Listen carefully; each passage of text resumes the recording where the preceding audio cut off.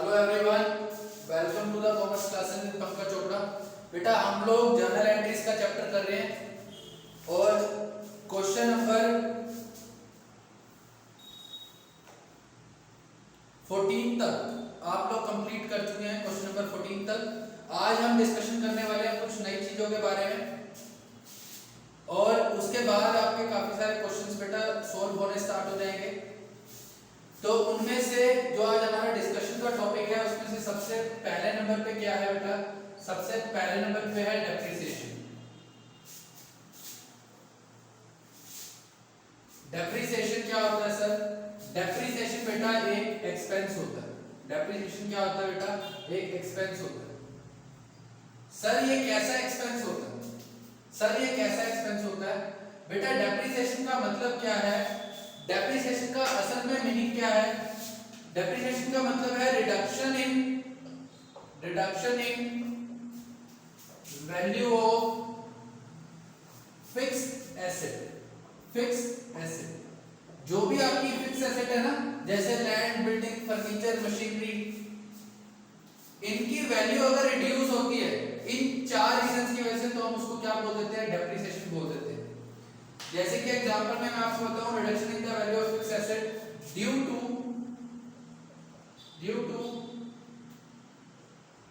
Normal wear and tear. अगर कोई छोटी मोटी टूट फूट हो जाए उसकी वजह से भी आपकी एसेट की वैल्यू कम हो जाती है। दूसरा होता है बेटा इसके अंदर एक्सीडेंटल डैमेजेस। अगर आपकी गाड़ी है, मान लो गाड़ी है, मैं आपको चलो बाद में बताता हूं, पहले साथ लिख देता हूं। ऑब्सोलीटनेस या फिर आप बोल सकते हो आउटडेटेड। और नेक्स्ट है पासेज ऑफ टाइम। बेटा इसके ऊपर हम एक एग्जांपल लेते हैं जिसको आप अच्छे से समझ पाओ। मैं एग्जांपल लेता हूं बेटा यहाँ पे कार का। मैं आपको एग्जांपल देता हूं कार का। कार की वैल्यू है, आज जब मैंने नई कार खरीदी है वो है 5 लाख रुपए की। कितने की है? 5 लाख। अब किन किन रीजन की वजह से मेरी कार की वैल्यू है जो वो कम होनी शुरू हो जाएगी वो मैं आपको बताता हूं। पहली बात, जब हम कार को चलाते हैं तो उसमें छोटी मोटी टूट फूट, जैसे कभी स्क्रैच लग गया, कभी कुछ हल्का सा टूट गया, कुछ घिसावट हो गई, तो उसकी वजह से क्या होगी? उसकी वैल्यू कम होनी शुरू हो जाएगी। जब ब्रांड न्यू कार लेके आते हैं उसकी वैल्यू कुछ और होगी। जब आप उसको कंटिन्यूअस यूज करते रहोगे तो छोटी मोटी टूट फूट कुछ ना कुछ होती रहती है, जिसकी वजह से उसकी वैल्यू क्या हो जाती है? कम। तो उसको हम क्या बोलते हैं? Normal wear and tier. छोटी मोटी टूट फूट की वजह से इसकी वैल्यू क्या हो जाएगी? कम। दूसरा, आपने कई बार सुना होगा कि यार ये गाड़ी इतने की नहीं है क्योंकि ये गाड़ी एक्सीडेंट हुई है। ये गाड़ी एक्सीडेंट हुई है।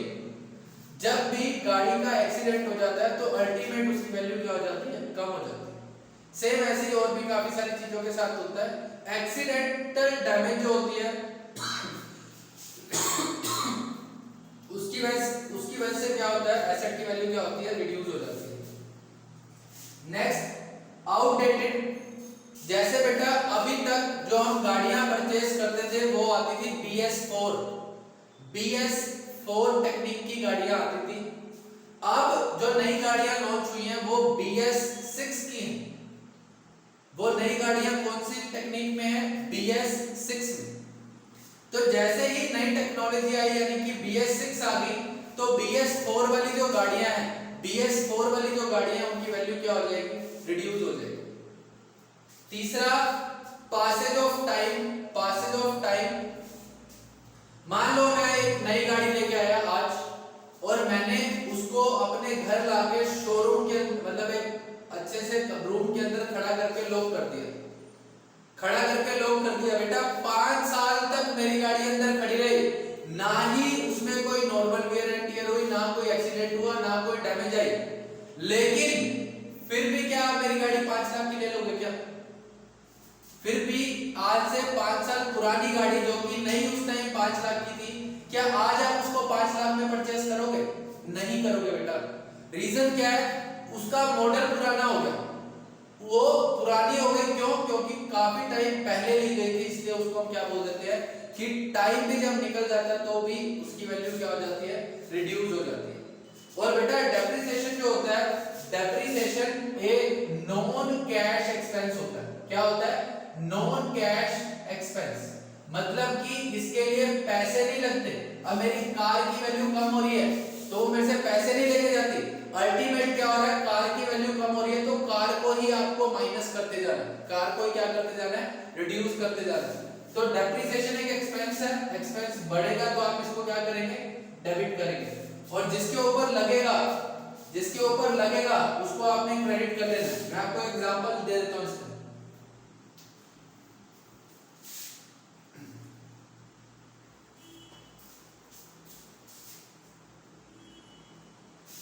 आपको कुछ इस तरीके से लिखा हुआ मिलेगा,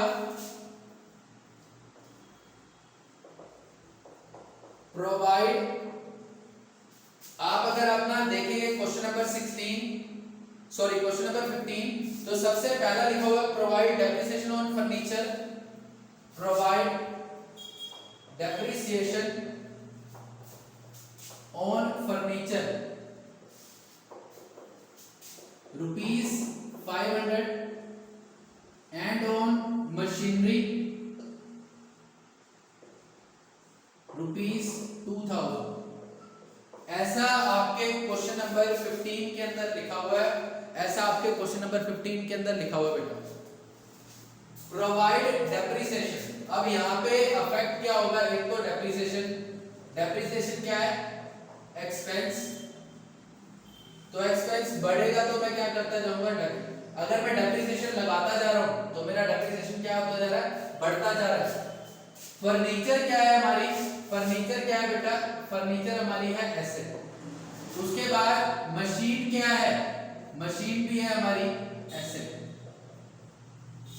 जिसके ऊपर भी डेप्रिसिएशन लगता है, जिसके ऊपर भी डेप्रिसिएशन लगता है उसकी वैल्यू क्या होती है? रिड्यूस होती है। तो एसेट कम होगी तो आप एसेट को क्या करोगे? क्रेडिट। मशीन भी कम हो रही है तो इसको भी क्या कर देंगे? क्रेडिट। अब यहाँ पे इसकी जनरल एंट्री कैसे होगी वो देखो। आप फॉर्मेट वही बनाएंगे। कई बच्चे सवाल करते हैं मेरे से कि सर फॉर्मेट कैसे बनाना है? बेटा फॉर्मेट सेम वही बनेगा, उसके अंदर ही एंट्रीज ऐड होती जा रही है, उसी के अंदर ऐड हो रही है एंट्रीज। तो डेप्रिसिएशन एक्सपेंस है तो आप लिखेंगे यहाँ पे डेप्रिसिएशन, क्योंकि एक्सपेंस है बढ़ गया तो इसको मैं क्या कर दूंगा? डेबिट। Depreciation account debit. कितना डेप्रिसिएशन लग गया? 500 रुपए लगा फर्नीचर पे और 2000 लगा मशीन के ऊपर। तो टोटल डेप्रिसिएशन का खर्चा कितना हो गया? 2500 रुपए। कितना खर्चा हो गया? 2500 रुपए। क्रेडिट करेंगे जिसके ऊपर भी ये लगा है, ये लगा फर्नीचर के ऊपर, तो फर्नीचर की वैल्यू कम होगी तो फर्नीचर को आप क्या कर दोगे? Credit to furniture account. Furniture पे कितना लग गया? 500, तो फर्नीचर के आगे लिखेंगे 500। और किसके ऊपर लगा है? मशीन के ऊपर, तो टू मशीनरी, मशीनरी अकाउंट। इसको भी क्या कर देंगे हम? क्रेडिट। कितने से क्रेडिट कर देंगे? 2000 रुपए से, 2000 रुपए से। इस तरीके से आपको एंट्री करनी है, इस तरीके से आपको एंट्री करनी है। एक और तरीका बताता हूं जिसके अंदर थोड़ा सा अलग तरीके से लिखा हुआ आएगा, वो भी देख लो। समझ आ गया ना? थोड़ा सा अलग लिखा हुआ आता है कई बार, वो भी देख लो एक बारी।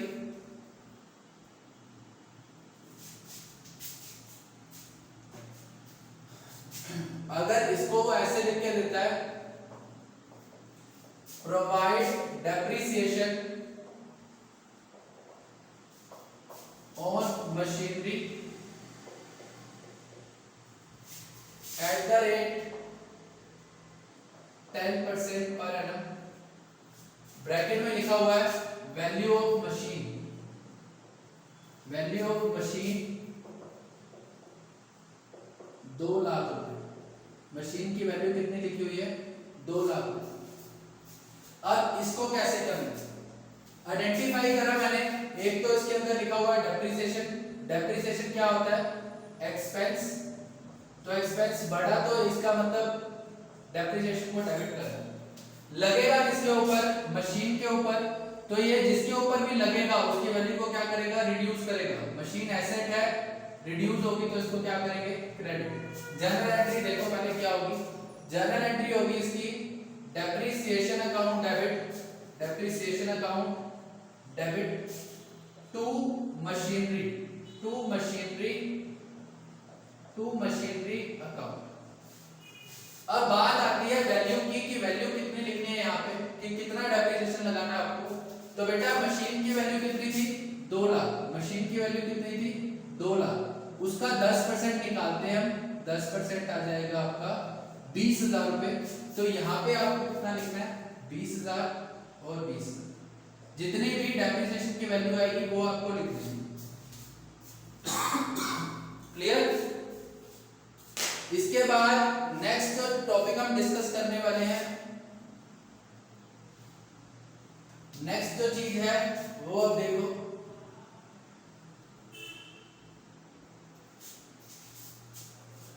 नेक्स्ट है बेटा bad debts, bad debts.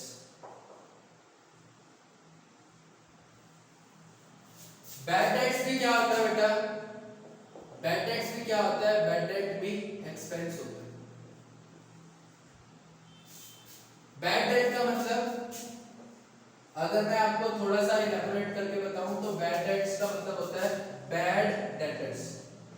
Bad debtors मतलब कि बुरे देनदार, जो हमारे देनदार थे, जो हमारे डेटर्स थे, वो अगर बैड हो जाए तो मतलब सर इसका ये है कि मैंने आपसे 10,000 रुपए लेने थे, मैंने आपसे 10,000 रुपए लेने थे और आपने वो 10,000 देने से मना कर दिया।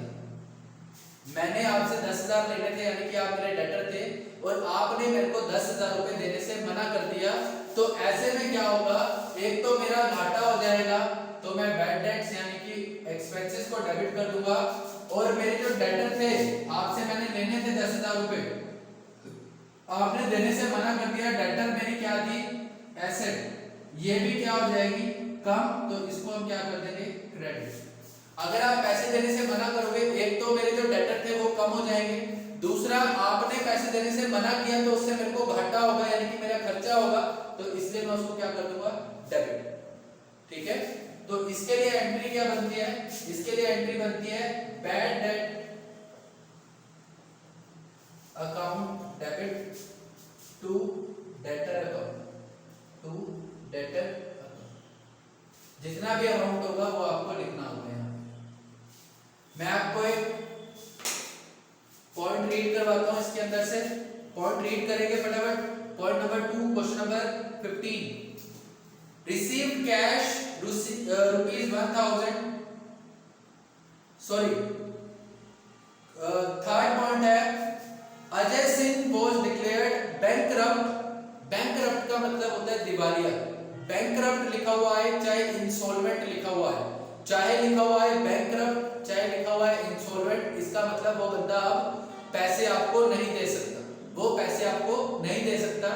जो इस कंडीशन में नहीं होता कि अपनी जो लायबिलिटीज है, अपने कर्जों को पे कर पाए, तो उसको हम क्या बोलते हैं, बैंकरप्ट, दिवालिया, डिफॉल्टर। आपने वर्ड सुना हुआ होगा ये, ठीक है, डिफॉल्टर को ही बैंकरप्ट बोला जाता है। ठीक है, he owed ₹2,500 to us, nothing could be recovered from his estate। वो कहता है कि एक अजय सिंह था जिससे आपने 2,500 रुपए लेने थे। अजय सिंह एक आपका डेटर था जिससे आपने कितने पैसे लेने थे, 2,500 रुपए। अब वो बैंकरप्ट हो गया, बैंकरप्ट हो गया, इसका मतलब कि वो दिवालिया हो गया, और अब वो आपको पैसे नहीं दे सकता, 1 रुपया भी। अब वो आपको कुछ भी नहीं दे सकता, कुछ भी नहीं दे सकता। तो अगर आपको वो कुछ भी नहीं दे सकता, तो अब आप क्या एंट्री पोस्ट करेंगे, एंट्री यही पोस्ट करेंगे, बस यहाँ पे जो बैड डेट होता है उसका नाम आ जाता है, यहाँ जो बैड डेट हुआ उसका नाम आ जाएगा, यानी कि एंट्री पोस्ट होगी bad debt account debit to Ajay Singh, bad debt account debit to Ajay Singh. कितने पैसे लेने हैं आपने उससे, 2,500, यहाँ पे भी लिख दोगे आप 2,500। अगर मान लो ऐसा होता कि हमने उससे लेने थे 2,500 रुपए, हमने उससे लेने थे 2,500 रुपए, और वो आपको 50% हमने लेने कितने थे 2500 रुपए, और वो आपको लिखा हुआ आता है वहां पे, and from his estate we can recover only 50 paisa in a rupee, we can recover only 50 paisa in a रुपी। मतलब ये है कि उस बंदे से जितने भी पैसे लेने थे, अगर 1 रुपया लेना था तो हम उससे 50 पैसे ले सकते हैं, 1 रुपया लेना था तो कितने ले सकते हैं 50 पैसे, यानी कि जितने भी पैसे हैं उसका 50% आपको मिल जाएगा। तो अगर ये बैंकरप्ट हो जाए और ये कुछ कह दे आपको कि मैं कुछ पैसे दे सकता हूं, कुछ नहीं दे सकता, तो एंट्री क्या होगी? तो यहाँ पे आप क्या एंट्री पोस्ट करोगे? जितने पैसे डूब गए उसके लिए तो हम लिखेंगे बैड डेट्स अकाउंट डेबिट, और वो आधे पैसे दे रहा है, आधे डुबा रहा है, तो आधे पैसे जब आएंगे तो मैं लिखूंगा cash account debit to Ajay Singh, मान लो उसका नाम अजय सिंह ही है, तो यहाँ पे उसने आपको कितने पैसे देने थे 2500। पहले तो मैंने आपको क्वेश्चन करवाया, उसके अंदर तो वही एंट्री होनी है जो आपको मैंने लिखवा दी है, लेकिन अगर वहां पे ऐसा लिखा हुआ आता कि वो आपको सिर्फ और सिर्फ 50 पैसा दे सकता है, यानी कि 50% दे सकता है, तो 2500 का 50% हो गया 1250, तो 1250 तो वो दे सकता है और 1250 ही वो नहीं दे सकता, तो 1250 जो वो दे सकता है वो कैश पे, जो वो नहीं दे सकता वो बैड डेट। क्लियर बेटा? इसके बाद एक टर्म और है,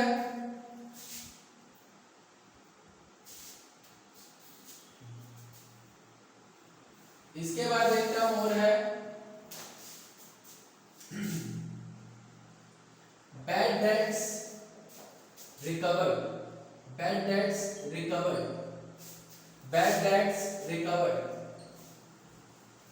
बेटा बैड डेट्स हो जाए तो इसका मतलब पैसा डूब गया, अगर डेटर पैसे देने से मना कर दे तो क्या होता है, पैसे डूब जाते हैं, तो उसको हम बोलते हैं बैड डेट्स। लेकिन कई बार ऐसा होता है कि टाइम खराब होता है जिसकी वजह से वो आपको पैसे नहीं दे पा रहा, उसका टाइम खराब है तो वो आपको पैसे नहीं दे पा रहा, लेकिन 3 साल बाद 4 साल बाद उसका टाइम अच्छा आया, जो आपका डेटर पूरा हो गया था, जो पैसे देने से मना कर गया था, 4 साल बाद वो आपको कहीं मिला और उसने बोला कि सर मैंने आपके 4000 रुपए देने थे, मैं आपको दे दूंगा, मैंने आपके 4000 देने थे, मैं आपको पैसे देता हूँ, आपको वो उसी टाइम पैसे गिन के दे जाता है, तो उसको हम क्या बोलते हैं कि बैड डेट क्या हो गए, रिकवर हो गए। क्या बोलते हैं? बैड डेट रिकवर हो गए। तो ये आपके लिए क्या है बेटा, ये आपके लिए क्या होती है, इनकम। क्या होती है ये? इनकम, क्योंकि बैड डेट हुए तो एक्सपेंस और बैड डेट रिकवर हो गए तो क्या हो जाएगी, इनकम। इनकम बढ़ेगी तो क्या कर देंगे, क्रेडिट। मैंने आपको बोला कि वो मेरे को 4 साल बाद मिला और उसने मेरे को 4000 रुपए दिए, तो इसका मतलब उसने मेरे को कैश दिया होगा, तो कैश को मैं क्या कर दूंगा, डेबिट। और क्योंकि ये अब मेरा डेटर नहीं है, मैं इसको घाटा मान चुका था, वो उस घाटे वाले पैसे आए हैं, तो ये मेरी इनकम हो गई, तो मैं यहाँ पे लिखूंगा बैड डेट्स रिकवर्ड अकाउंट। ठीक है, अमाउंट जो भी होगा वो आप लिख देंगे। इसी क्वेश्चन की सेकेंड एंट्री आप पढ़े, received cash 1000 from bad debts return of last year. Received cash ₹1000 for bad debts return of last year. वो कहता है कि मैंने 1000 रुपए रिसीव किए जो कि पिछले साल बैड डेट हो चुके थे, आज वो पैसे देंगे आपको। पिछले साल किससे पैसे लेने थे, उसने पैसे देने से मना कर दिया, हमने उसको बैड डेट मान लिया और खर्चे में रिकॉर्ड कर दिया, लेकिन अब वो कहता है मैं आपको पैसे दे दूंगा, वो आपको पैसे दे गया, तो अब क्या हो गए, बैड डेट रिकवर हो गए। क्या हो गए, बैड डेट रिकवर। कितने पैसे देने थे उसने, 1000, कितने पैसे दे गया वो, 1000, तो यहाँ पे आप लिखेंगे cash account debit 1000 to bad debt recover 1000। इस तरीके से आप इसकी एंट्री पोस्ट करेंगे। ठीक है, क्लियर? उसके बाद देखो, उसके बाद आगे लिखा हुआ आएगा outstanding. Outstanding expenses, outstanding expenses, outstanding expenses. आप इसके बारे में पढ़ चुके हो। आउटस्टैंडिंग एक्सपेंसेस आपके लिए क्या होता है? लायबिलिटी होता है। क्या होता है? लायबिलिटी। आउटस्टैंडिंग एक्सपेंसेस अगर आपको याद हो, आप अकाउंटिंग क्वेश्चन में क्या करते थे? एक तो आप ये मान लेते थे कि आपका एक्सपेंस हो चुका है, एक तो आप ये मान लेते थे कि आपका एक्सपेंस हो चुका है, इसलिए आप कैपिटल में से माइनस करते थे। और दूसरा आप क्या करते थे अकाउंटिंग क्वेश्चन में? आउटस्टैंडिंग के नाम से लायबिलिटीज में एक और ओपन कर देते थे अकाउंट। ऐसा ही करते थे ना? यहाँ पे भी यही करते थे। अगर यहाँ पे आपको लिखा हुआ आता है salary due to clerk ₹5,000 and wages outstanding ₹2,000, ऐसा लिखा हुआ अगर आपको मिल गया, सैलरी ड्यू टू क्लर्क 5,000 और वेजेस आउटस्टैंडिंग 2,000, तो बेटा यहाँ पे दो चीजें हैं, एक ये अलग है, ये अलग है, इसकी अलग अलग दो एंट्रीज करनी है आपको। सैलरी का मतलब क्या होता है बेटा? एक्सपेंस होता है, तो एक्सपेंस बढ़ेगा तो हम इसको क्या करेंगे? डेबिट। ड्यू का मतलब क्या होता है बेटा? ड्यू का मतलब है आउटस्टैंडिंग। क्या मतलब है इसका? आउटस्टैंडिंग। ड्यू है मतलब आउटस्टैंडिंग है, अभी आपने देनी है, तो ये आउटस्टैंडिंग आपके लिए क्या होती है? लायबिलिटी। लायबिलिटी अगर इंक्रीज होगी तो आप क्या करोगे? उसको क्रेडिट। तो इसकी एंट्री क्या पोस्ट होगी बेटा? Salary account debit to outstanding salary account 5,000। Clear? Wages outstanding 2,000। Wages भी आपका क्या होता है? एक्सपेंस। एक्सपेंस बढ़ेगा तो क्या करेंगे? डेबिट। और आउटस्टैंडिंग आपके लिए क्या होती है? लायबिलिटी। तो लायबिलिटी बढ़ेगी तो उसको क्या करेंगे? क्रेडिट। वेजेस आउटस्टैंडिंग है तो उसको अलग से लिखना है, मिक्स नहीं करना कि वो भी आउटस्टैंडिंग वो भी आउटस्टैंडिंग, तो मिक्स कर दे। मिक्स नहीं करते, अलग अलग लिखते हैं। तो यहाँ पे एक एंट्री और पोस्ट करेंगे हम, वेजेस क्योंकि एक्सपेंस है बढ़ा तो उसको डेबिट कर दिया 2,000, और आउटस्टैंडिंग वेजेस अकाउंट क्योंकि आपने पे नहीं की तो आपकी लायबिलिटी भी इंक्रीज हो गई, तो उसको भी आप क्या कर देंगे? क्रेडिट कर देंगे। ठीक है, उसको भी आप क्या कर देंगे? क्रेडिट। क्लियर? क्लियर यहाँ तक बेटा? इसके बाद नेक्स्ट जो है, नेक्स्ट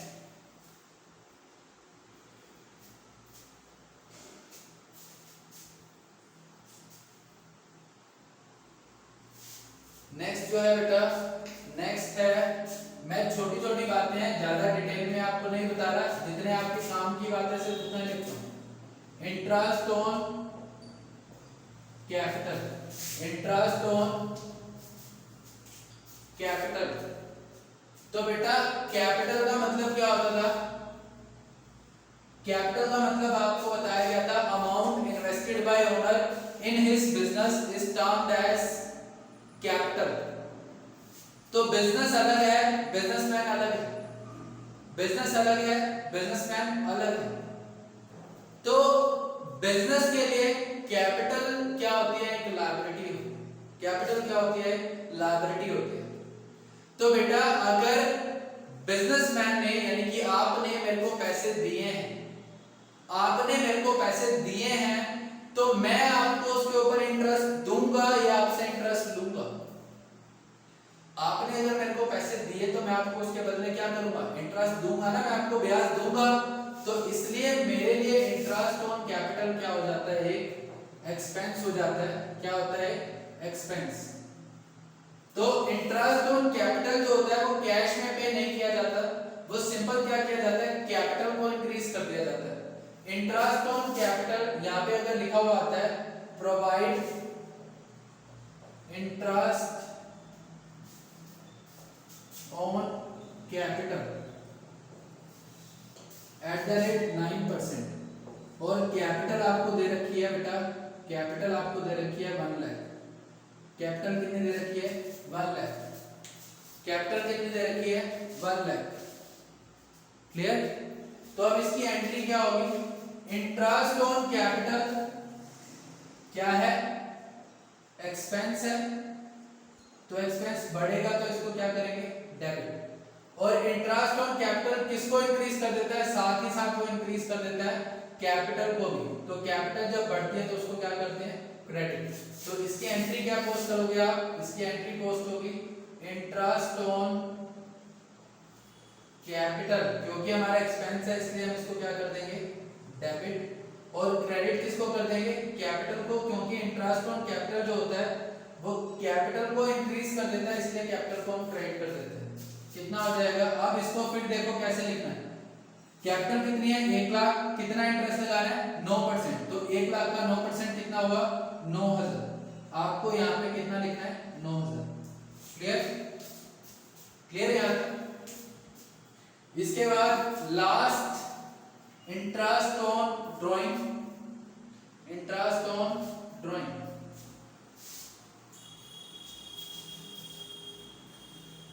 लास्ट हम करेंगे अब इंटरेस्ट ऑन ड्राइंग।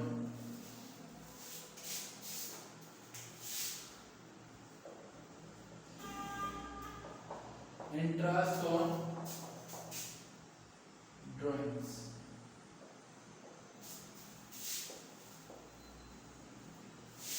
बेटा इंटरेस्ट ऑन ड्राइंग, ड्राइंग का मतलब क्या होता है? जब ओनर ने यानी कि बिजनेसमैन ने अपने पर्सनल यूज के लिए बिजनेस से कोई पैसे निकाले तो उसको हम क्या बोलते हैं? ड्राइंग बोलते हैं। तो जब आपने, ओनर ने बिजनेस में पैसा लगाया तो बिजनेस ने उसको इंटरेस्ट दिया, उसको इंटरेस्ट दिया। लेकिन जब ओनर ने बिजनेस में से पैसा निकाला, बिजनेस में से पैसा निकाला यानी कि बिजनेस ने ओनर को पैसा दिया, ड्राइंग्स करवाई, तो बिजनेस क्या करेगा? ओनर से अब इंटरेस्ट लेगा। क्या करेगा? ओनर से इंटरेस्ट लेगा। तो इंटरेस्ट ऑन ड्राइंग क्या होती है बिजनेस के लिए? इनकम होती है। इनकम होती है। मालिक बिजनेस को, अब ये तो है नहीं कि अब ड्राइंग की तो उसका इंटरेस्ट देगा, सिंपली वो क्या करेगा? अपनी ड्राइंग्स को इंक्रीज करवा देगा। ड्राइंग्स को क्या करवा देगा? इंक्रीज। इनकम है, इंटरेस्ट ऑन इनकम, तो बढ़ेगा तो मैं इसको क्या करूंगा? क्रेडिट। और डेबिट किसको कर देंगे हम? ड्राइंग्स को। दूसरा डेबिट किसको करेगा? ड्राइंग्स को। ड्राइंग्स बढ़ेगी तो उसको हम क्या कर देंगे? डेबिट। एंट्री क्या पोस्ट करेंगे हम यहाँ पे इसके लिए? Drawings account debit to interest on drawing, to interest on drawings. ठीक है, जो भी अमाउंट होगा वो आपको लिख देना। इस तरीके से आप कर लेंगे क्वेश्चन नंबर 15 कंप्लीट कर लेंगे बेटा। और नेक्स्ट क्लास के अंदर हम आगे डिस्कशन करेंगे। ठीक है, तब तक आप इसको अच्छे से कंप्लीट कर लेंगे। ओके बेटा, थैंक यू।